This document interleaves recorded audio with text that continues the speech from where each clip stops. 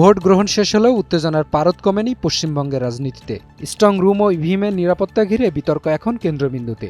এই প্রেক্ষাপটে বৃহস্পতিবার রাতে ভবানীপুর বিধানসভা কেন্দ্রের স্ট্রং রুমে হঠাৎ উপস্থিত হন পশ্চিমবঙ্গের মুখ্যমন্ত্রী মমতা ব্যানার্জি। দক্ষিণ কলকাতার সাকওয়াত মেমোরিয়াল স্কুল কলেজে রাখা স্ট্রং রুমে রাত প্রায় 2:30টার দিকে পৌঁছান তিনি এবং কয়েক ঘণ্টা অবস্থান করেন।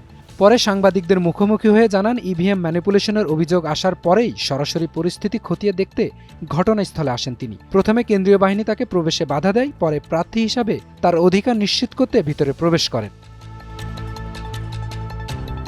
যদিও ইভিএম কারচুপির বিষয়ে সরাসরি কোনো মন্তব্য করেননি, তবে অভিযোগকে গুরুত্ব দিয়ে দেখার বিষয়ে কথা বলেন মুখ্যমন্ত্রী। একই সঙ্গে রাজ্যের পুলিশের ভূমিকা নিয়ে অসন্তোষ প্রকাশ করে তিনি ইঙ্গিত দেন, পুলিশ বাহিনীর উপর বাইরের কোনো চাপ থাকতে পারে।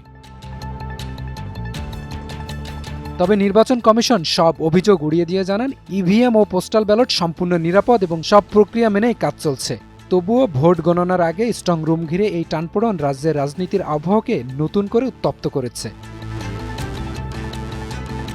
বিশ্লেষকদের মতে স্ট্রং রুম ও ইভিএম ঘিরে এই বিতর্ক মূলত রাজনৈতিক চাপ তৈরি করার কৌশল, যা ভোট গণনার আগে জনমতকে প্রভাবিত করতে পারে। তাদের ধারণা, অভিযোগের বাস্তবতা যাই হোক না কেন, এই উত্তেজনা নির্বাচনী ব্যবস্থার উপর মানুষের আস্থা নিয়ে নতুন করে প্রশ্ন তুলবে।